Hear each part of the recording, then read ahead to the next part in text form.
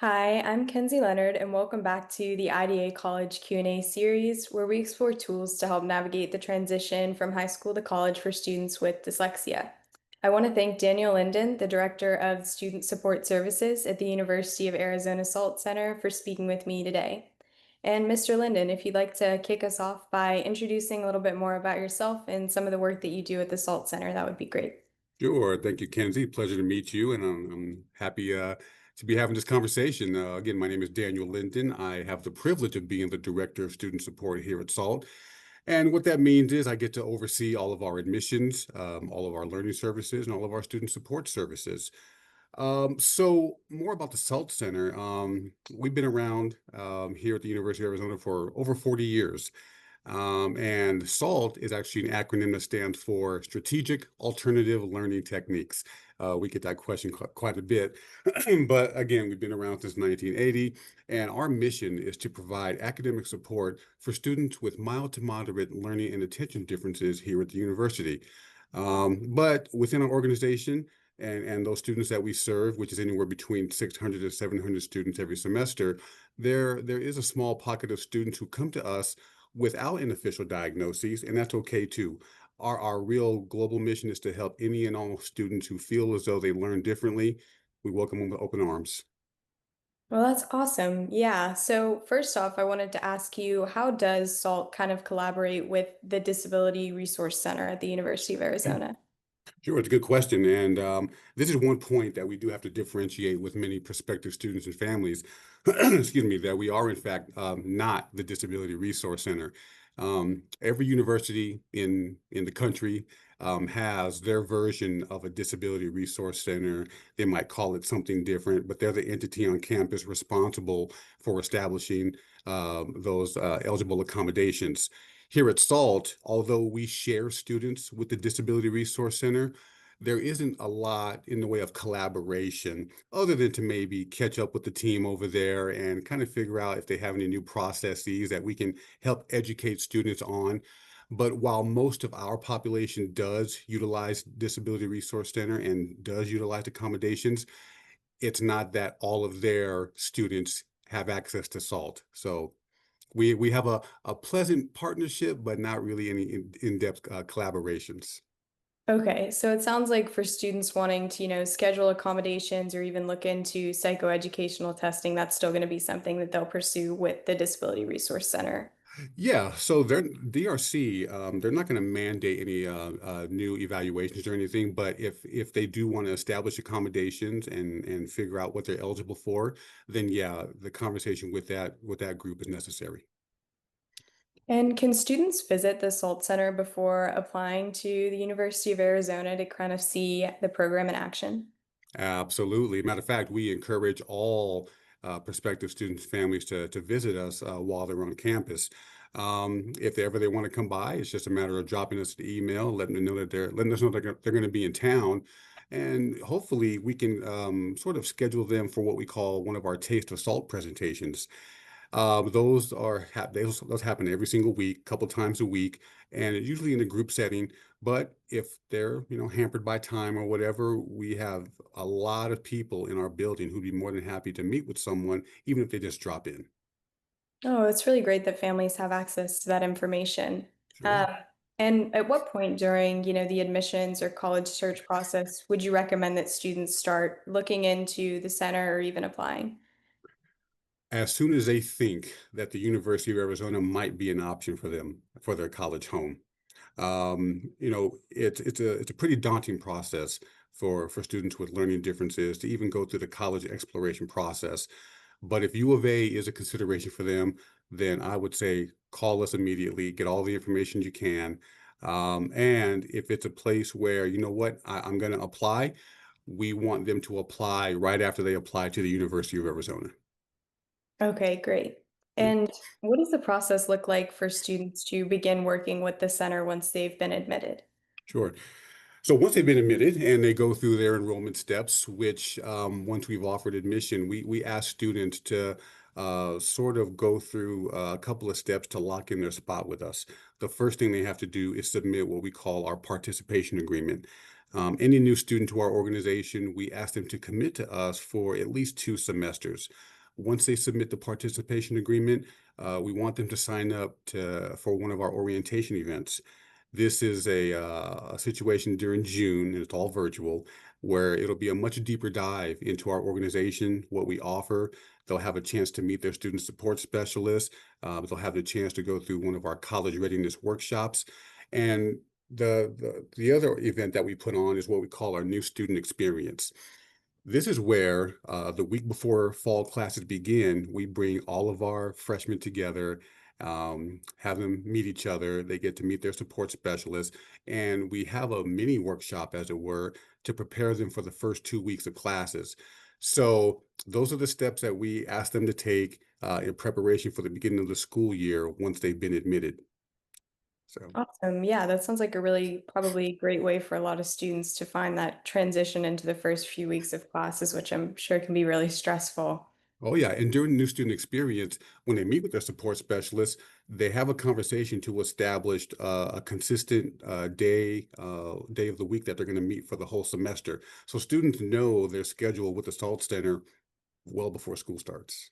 That's awesome. Yeah. And for students who are interested but maybe have like a financial barrier, are there any, scholarship options or fee waivers for the center?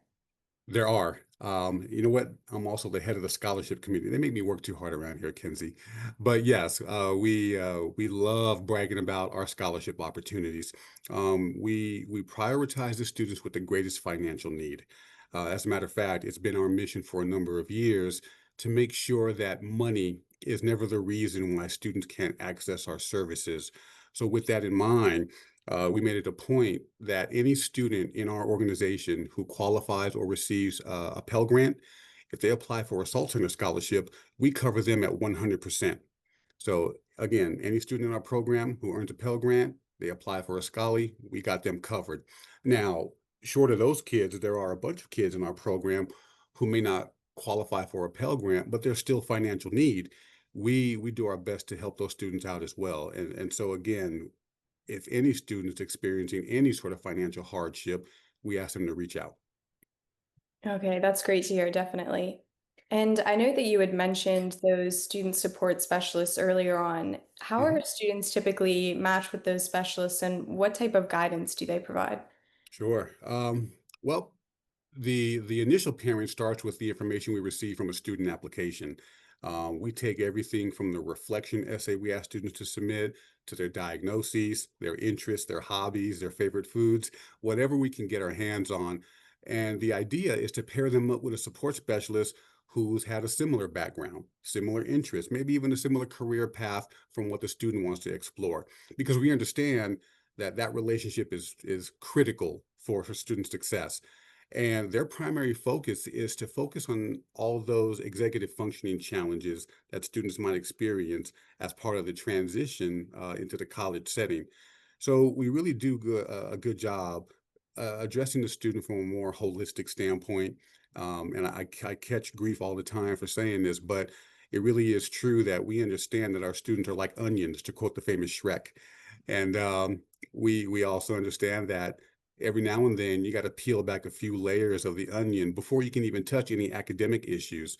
So our support specialists really do a good job sort of diving deep into students' issues, helping them understand this transition, and making sure that life is okay, essentially. Well, it's awesome that that process is so personalized. Oh, yeah. And does the SALT Center, help students in communicating with their professors about academic challenges or their accommodations, or is that more up to them? It really is more up to them. Our role is to help bolster those skills and to help prep students for those pretty meaningful conversations. And so we'll go through mock interviews and conversations. We'll help students draft emails to professors to set up meetings. But it's very rare that anyone from this organization will reach out to a professor and have those conversations because once they hit the campus, they're independent adults, and that's what professors expect as well. Okay. And I saw it also on your website some information about the peer mentor program. Could you tell me a little bit more about how that works? The peer mentor program is has proven to be a pretty valuable resource for us. With our student population, there's a very huge interest in just speaking to other students. We as adults can talk to students all day, but at some point, it's more valuable to hear from your peers. And so we've established a peer mentor program to help with the transition and to help some of our more shy and less assertive students have people to reach out to. We have a table in our main lounge called the peer mentor table, and students have the opportunity just to simply walk up to one of our peer mentors and simply ask questions. Hey, what can I get involved with? How did you do this? How did you navigate some of these processes? And because we're so interested in student development, our peer mentors are serving that role in a volunteer capacity, but they've been recommended by support specialists. And the idea is that as a peer mentor, as they facilitate workshops and they bolster their own communication skills and presentation skills, that they would move on to become paid student ambassadors who have the opportunity to give more of these professional presentations. So that's the professional track that they're on. In the meantime, they really, really help bolster our student engagement. Awesome. And it sounds like the peer mentors probably play a bit into this, but I wanted to ask you, more generally, what types of social events do the center provide, outside of academics to help students who may be having trouble connecting when they first enter the university? Yeah, we get this question quite a bit from parents who are about to drop their son or daughter off thousands of miles away from home. And because of that, we've established what we call our student engagement team.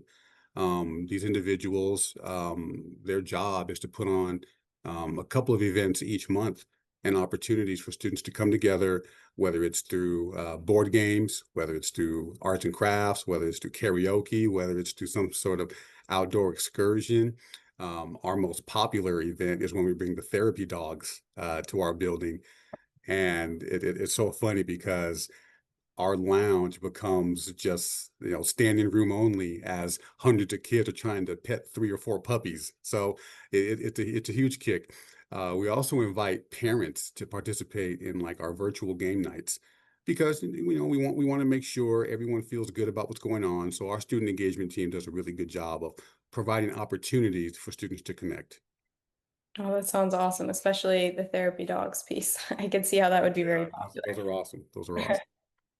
And do most students stay engaged with the center, throughout all 4 years at the university, or do they tend to kind of transition out throughout college? Uh, our heaviest class is our freshman class, and that's usually about 280 to 300 students. But as students make that successful transition into the college world and they feel more independent and capable with their own skill set, they tend to taper off, and that's okay because those are still wins for us. And even if a student leaves our program, but they're in good academic standing, we let them know, hey, come back anytime. You're more than welcome. So to your point, our senior class is our smallest, but um, we have a pretty hefty sophomore class, a good sized junior class. And realistically, those sophomores, juniors, and seniors, they come back year after year because of that relationship they've developed with their student support specialists. And so if they're with us long enough and they graduate from the U of A and they're still enrolled with us, we provide a graduation ceremony for them as well. Last spring, I think we graduated about 75 students. And it was a big event and it was a lot of fun. Oh, that's awesome. Oh, yeah. And from your perspective, what do you think are the biggest changes that you see in students from that freshman year when they're first entering the program to when they do eventually graduate? Oh, that's easy. Uh, Confidence and competence. What we hear a lot from incoming students is, of course, the concern that their learning differences are going to hold them back. They're not going to meet anybody. They're going to be targeted. They're just going to be alone. But you see them that senior year, and they're different people. They're advocating for themselves. They're initiating events. They're out and about getting internships. So it's pretty awesome to see that confidence transformation, and it's all through the opportunities to build competence. Yeah, definitely. Oh, yeah. Speaking of graduation, does the SALT Center, provide help for students after, their journey with the U of A, whether that be graduate school or employment? Well, once they leave the U of A, we do get some outreach from students who might need a little bit of help in various avenues of workforce related issues. But uh, before that even happens, in preparation for life after college, we actually put on a workshop series called Life After College, where we bring in a panel of professionals who were former SALT Center students, and we allow them to speak to our current students about the challenges they face as new graduates. And we talk about things like disclosure to supervisors, whether or not to disclose your challenges, how to communicate that you have a challenge within the workforce. So those really critical conversations are topics that we cover. In addition to the many opportunities to hear guest speakers, to pursue internships, we're always in favor of writing letters of recommendation, and even with the week-to-week support from their specialists, we put them through mock interviews. We go over resumes and things of that nature. So yeah, we do a pretty good job in that capacity. Oh, yeah, I'm sure that that's really helpful for a lot of students. Yeah. And shifting gears a little bit, I wanted to ask you another connection I saw from the SALT Center's website was with the Bartlett Labs. Could you Yeah. tell me a little bit more about, some of the research that's been conducted there and maybe some of the findings that you found really interesting? And so Bartlett Labs was initially established to basically take research and put it into practice. And so there's a lot of items and organizational practices that we're still investigating as far as efficacy. But to that point, they've already contributed so much to what we do and really helped us understand the impact of what we currently utilize in the way of support for students who might struggle with self-regulated learning, executive functioning challenges. In my opinion, I think the most powerful information that's come out of the Bartlett Labs is what we get from our end of semester surveys that we provide our students, because it allows students to voice their perspective on some of the our program offerings, the efficacy of those offerings, and whether or not they're working. And so, it's qualitative data, it's quantitative data, but it really does drive our conversations for what we want to put in place for programmatic enhancements moving forward. So that student perspective is one thing that was lacking prior to Bartlett Labs coming in. Oh, yeah, I'm sure that that's really interesting to look at. Yeah. And are there any new initiatives or programs in the works that you're especially excited about? Oh, yes. We've done a good job establishing partnerships with campus colleagues, and we have a couple of models in place um, that really help other colleges identify students who might need extra support due to some sort of learning difference. So we offer trainings to these colleges.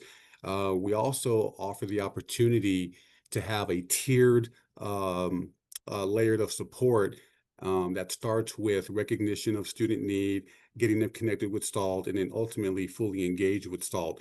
So as we sort of expand that model, those are the opportunities that I'm really looking forward to, and really having SALT be a part of every college's conversation in the way of interventions to ensure student success. Oh, yeah, no, that does sound exciting. And so you've obviously worked with a lot of students during your time at the SALT Center. If you could kind of take away one piece of advice to offer to students with disabilities as they're heading into the college process, what would that be? One piece of advice. Well, as daunting as it might be, I would say enjoy the process. You are on the verge of picking your new home for the next several years. So, don't feel rushed through it. And as soon as you identify a couple of schools that reach the top of your list, the first thing you want to do is identify who the people are on campus that are going to be your primary resources, the people that you're going to be able to go to immediately for any sort of support that you might need. So that's really important. And don't let um, institutional size be a make or break factor in your decision making because you're more than capable. It's just figuring out where those resources are, who to go to in your time of need. So enjoy the process and contact the SALT Center. Awesome. And yeah, just before we wrap up, is there anything else that you would like to share? Well, if I can put a plug in for the SALT Center, we're at an institution of 45,000 plus undergraduates. And for all the years I've been doing this, the one factor that most parents and students let me know that was the real driving decision behind their choice to come to the U of A and participate with SALT is the fact that we managed to take this massive university and really shrink it down to the size of a building. We're not a school within a school. So when a student comes to the U of A, they're getting top-notch education from a Research One institution. But when our kiddos get overwhelmed, when they get anxious, when they're missing home, they find a lot of comfort in knowing that, hey, I can go to the SALT Center and be amongst my support specialists and other peers who are kind of going through the same thing. So shrinking the size of the institution down again to a really small building, that makes people feel real good. So I hope people keep that in mind. Well, thank you so much for taking the time to sit down and talk with me today. It's been really great to learn some more about the Salt Center. I hope it was helpful. Yeah, definitely. Thank you. Absolutely.